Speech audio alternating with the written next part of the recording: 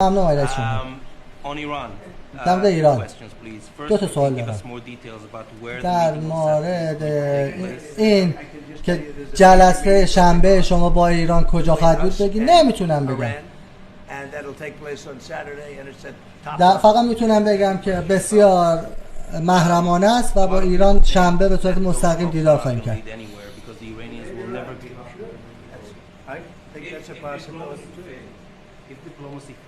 اگر دیپلماسی جواب نده چی؟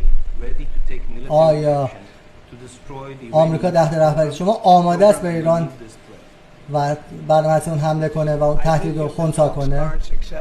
من فکر کنم اگر مذاکرات با ایران موفقیت آمیز نباشه ایران در خطر بزرگی خواهد بود. دوست ندارم اینو بگم ولی ما نمیتونیم اجازه بدیم که سلاح هسته‌ای داشته باشیم. میدونید مشکل چیه؟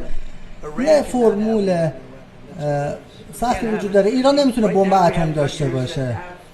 ما کشورهای الان داریم که بمب اتم دارن ولی نباید داشته باشن.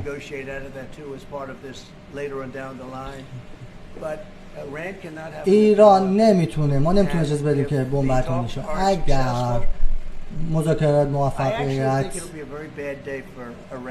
آمیز نباشه فقط تنها چیزی که میتونم بگم ایران روزهای بدی رو خواهد داشت.